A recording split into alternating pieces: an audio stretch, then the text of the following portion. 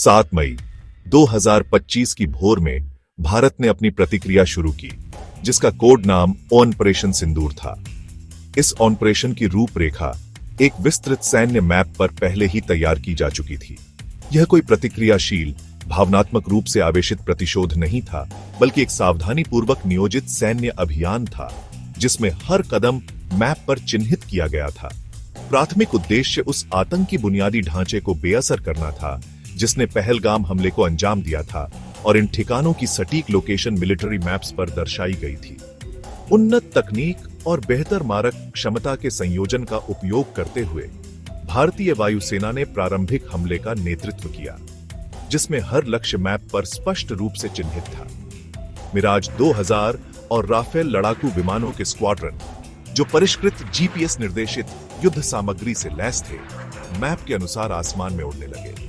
उनके लक्ष्य नागरिक क्षेत्र नहीं थे, बल्कि पाकिस्तान अधिकृत कश्मीर और 1971 के युद्ध के बाद पहली बार पाकिस्तान के पंजाब प्रांत के अंदर गहरे, मुरीद के और बहावलपुर में सुविधाओं को निशाना बनाते हुए 27 विशिष्ट आतंकी ठिकाने थे, जिन्हें मैप पर सटीकता से चिन्हित किया गया था।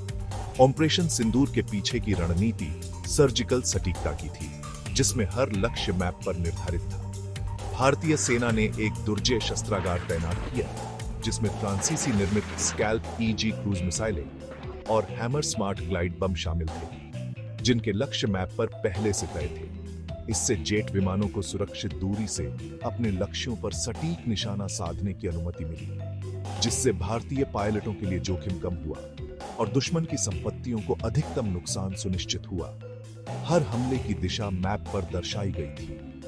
यह हमले जबरदस्त सफल रहे, जिसमें 100 से ज्यादा आतंकवादियों और सबसे महत्वपूर्ण बात, कई उच्च मूल्य वाले लक्ष्यों का सफाया हुआ।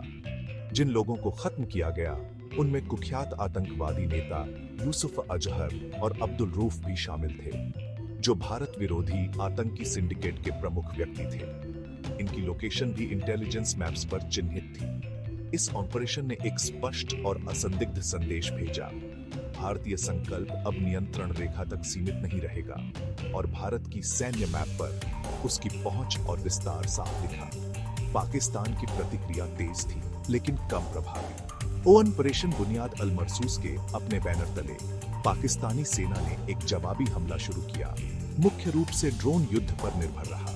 तुर्की निर्मित बायराकटार और आसिस गार्ड सोंगर मॉडल सहित मानव रहित हवाई वाहनों के झुंड को पंजाब राजस्थान सीमा पर 15 से अधिक स्थलों को निशाना बनाने के लिए भेजा गया था, जिनकी लोकेशन एनिमी मैप्स पर दर्ज थी। इस रणनीति का उद्देश्य भारतीय सैन्य और नागरिक बुनियादी ढांचे पर बड़ी संख्या में कम लागत वाले हमले करना था, जिनकी संभावित क्षति का आकलन भी मैप्स के जरिए किया गया।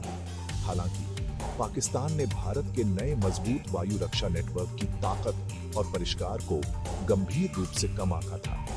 हमले का मुकाबला एक दुर्जय तकनीकी ढाल से हुआ, जो तैयार और प्रतीक्षा कर रहा था, और हर इनकमिंग थ्रेट को रेडर मैप्स पर ट्रैक किया गया। भारत की बहुस्तरीय वायु रक्षा प्रणाली इस संघर्ष के इस चरण में निर्णायक कारक साबित हुई, जिसमें हर डिफेंस लेयर की स्थिति मैप्स पर दर्शाई गई थी। लंबी दूरी की S-400 ट्रायम्फ और मध्यम दूरी की बराक 8 सतह से हवा में मार करने वाली मिसाइल प्रणालियों के संयोजन ने सुरक्षा का लगभग अभेद्य गुंबद बनाने के लिए पूर्ण तालमेल में काम किया, जैसा कि डिफेंस मैप्स पर दिखाया गया। प्रणालियों ने आने वाले अधिकांश पाकिस्तानी ड्रोन और मिसाइलों का पता लगाया, ट्रैक किया और हवा में ही बेअसर कर दिया, इससे पहले कि वे अपने इच्छित लक्ष्यों तक पहुंच पाते। हर इंटरसेप्शन की लोकेशन मैप पर दर्ज की गई। परिणाम स्वरूप भारतीय संपत्तियों को न्यूनतम नुकसान हुआ, जो रक्षात्मक सैन्य प्रौद्योगिकी में भारत के महत्वपूर्ण निवेश का प्रमाण है। भारत ने इस क्षेत्र में भी आक्रामक रुख अपनाया।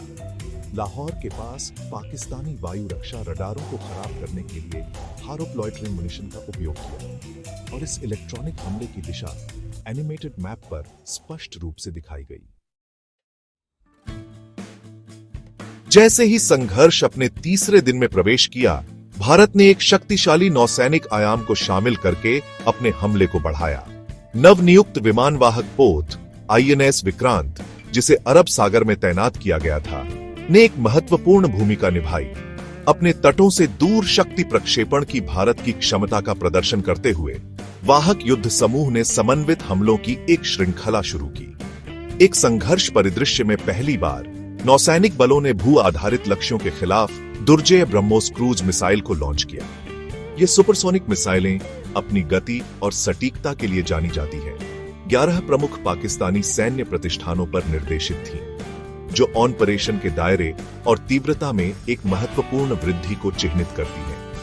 ब्रह्मोस हमलों के लक्ष्य सामरिक सटीकता के साथ चुने गए थे, ताकि पाकिस्तान की युद्ध छेड़ने की क्षमता को पंगु बनाया जा सके। मिसाइलों ने प्रमुख वायुसेना ठिकानों, जिनमें 1 इस्लामाबाद के पास नूर खान 1, सरगोधा 2, भोलाड़ी 1 और रहीम यार खान शामिल हैं, में महत्वपूर्ण बुनियादी ढांचे पर हमला किया।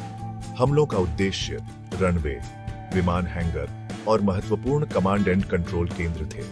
प्रभाव विनाशकारी था, जिससे पाकिस्तानी वायुसेना का एक महत्वपूर्ण हिस्सा प्रभावी रूप से जमीन पर आ गया और उसकी परिचालन कमान संरचना बाधित हो गई। इन नौसैनिक हमलों की सफलता को मैक्सार टेक्नोलॉजीज जैसे अंतरराष्ट्रीय स्रोतों से उपग्रह इमेजरी द्वारा स्वतंत्र रूप से सत्यापित किया गया था, जिसने रनवे पर गड्ढों और लक्षित ठिकानों पर भारी क्षतिग्रस्त इमारतों के स्पष्ट प्रमाण दिखाए थे।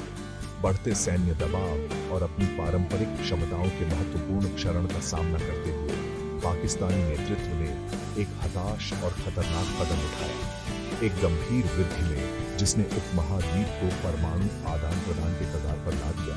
पाकिस्तान ने एक फतेह बैलिस्टिक मिसाइल डाली, जिसका प्रक्षेप वक्र सीधे भारत की राजधानी नई दिल्ली की ओर था। यह कार्य हताशा का एक स्पष्ट संकेत था।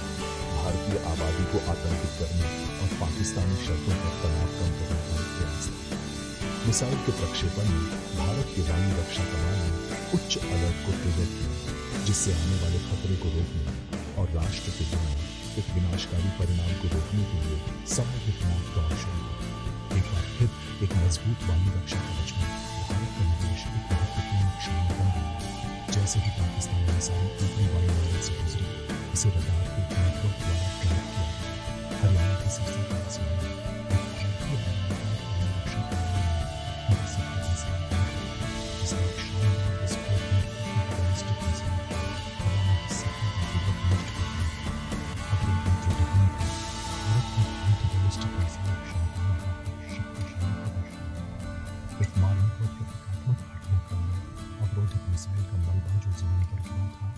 स्थानीय ग्रामीणों द्वारा एकत्र किया गया और गर्व से अधिकारियों को सौंप दिया गया। एक ऐसा कार्य जो आक्रामकता के सामने राष्ट्रीय एकता और नागरिक लचीलेपन का एक शक्तिशाली प्रतीक बन गया। 4 दिवसीय संघर्ष ने दुनिया भर में गहन कूटनीतिक गतिविधि को जन्म दिया और हर प्रमुख देश की नजर दक्षिण एशिया के नक्शे पर टिकी थी।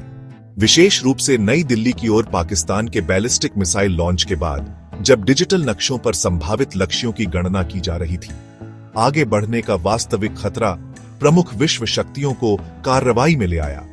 राष्ट्रपति ट्रंप के तहत संयुक्त राज्य अमेरिका ने मध्यस्थता में अग्रणी भूमिका निभाई, जिसमें प्रमुख अधिकारियों की सक्रिय भागीदारी थी और हर रणनीतिक निर्णय के लिए नक्शों का गहन विश्लेषण किया गया। 10 मई 2025 को युद्ध विराम हुआ, जिसमें यूनाइटेड किंगडम, सऊदी अरब और यहां तक कि चीन सहित अन्य प्रभावशाली राष्ट्रों का महत्वपूर्ण समर्थन मिला। इन सभी ने 2 परमाणु सशस्त्र पड़ोसियों को कगार से वापस खींचने की तत्काल आवश्यकता को पहचाना। दक्षिण एशिया के नक्शे पर शांति बहाल करने के लिए अंतरराष्ट्रीय समुदाय का त्वरित हस्तक्षेप इसमें शामिल उच्च दावों का सीधा परिणाम था और हर मीटिंग टेबल पर नक्शे बिछे हुए थे। संघर्ष का कूटनीतिक परिणाम भारत के लिए एक स्पष्ट जीत थी, जिसे विश्व मानचित्र पर भी दर्शाया गया।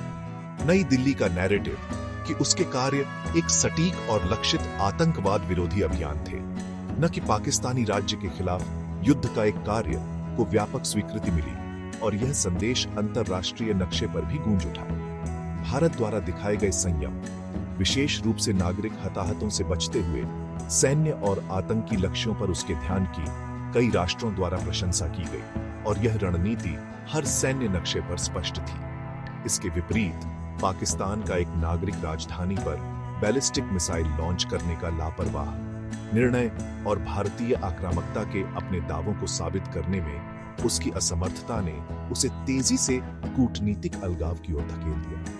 दक्षिण एशिया के नक्शे पर उसकी स्थिति और भी कमजोर हो गई। दुनिया ने एक जिम्मेदार उभरती हुई शक्ति और हताश उपायों का सहारा लेने वाले राज्य के बीच एक अंतर देखा, जिसने वैश्विक राय को दृढ़ता से भारत के पक्ष में झुका दिया। यह बदलाव विश्व मानचित्र पर भी दिखा। सैन्य विश्लेषकों और भू राजनीतिक विशेषज्ञों ने तब से 2025 के संघर्ष का विश्लेषण किया है, यह निष्कर्ष निकालते हुए कि इसने दक्षिण एशिया के रणनीतिक संतुलन के नक्शे में एक महत्वपूर्ण बदलाव को चिह्नित किया। भारत ने न केवल सैन्य शक्ति का प्रदर्शन किया, बल्कि इससे भी महत्वपूर्ण बात रणनीतिक परिपक्वता का प्रदर्शन किया। हर सैन्य नक्शे पर अपनी उपस्थिति दर्ज कराई। इसने अपनी प्रतिक्रिया को सफलतापूर्वक कैलिब्रेट किया, एक सीमित और सटीक तरीके से भारी बल का उपयोग किया और हर लक्ष्य को नक्शे पर चिन्हित करके ही कार्रवाई की। अपने बहुस्तरीय वायु रक्षा नेटवर्क का प्रभावी उपयोग, वायु और नौसैनिक शक्ति का सहज एकीकरण और एक बैलिस्टिक मिसाइल का सफल अवरोधन ने तकनीकी और परिचालन श्रेष्ठता का एक ऐसा स्तर प्रदर्शित किया जो पहले कभी नक्शे पर नहीं देखा गया था। यह बेहतर क्षमता और बुद्धिमान अनुप्रयोग के माध्यम से प्राप्त प्रभुत्व का प्रदर्शन था, जिसे हर रणनीतिक नक्शे पर दर्शाया गया। निष्कर्ष में 2025 का भारत पाकिस्तान टकराव भारत के लिए रणनीतिक सफलता की कहानी थी, जिसने दक्षिण एशिया के नक्शे को फिर से परिभाषित किया। यह एक दुखद उकसावे के साथ शुरू हुआ और भारत ने क्षेत्र में अपनी प्रमुख शक्ति के रूप में अपनी स्थिति को मजबूत करते हुए समाप्त किया। अब नक्शे पर और भी स्पष्ट सैन्य सटीकता को परिकलित सैन्यों के साथ जोड़कर भारत ने आतंकवाद के अपराधियों को दंडित करने और उनके समर्थन बुनियादी ढांचे को कम करने के अपने प्राथमिक उद्देश्यों को प्राप्त किया, जबकि तनाव को प्रबंधित किया और एक अनुकूल कूटनीतिक परिणाम प्राप्त किया, जिसका असर नक्शे पर भी दिखा। यह संघर्ष भारत की विकसित सैन्य स्थिति और उसकी संप्रभुता की रक्षा के लिए उसके अटूट संकल्प का एक शक्तिशाली प्रमाण था, जो किसी भी भविष्य के विरोधी के लिए एक नया और दुर्जय मिसाल स्थापित करता है। दक्षिण एशिया के नक्शे पर संदेश स्पष्ट था। भारत के खिलाफ आतंकवाद को प्रायोजित करने की लागत अब नक्शे पर भी स्वीकार्य रूप से अधिक हो गई थी।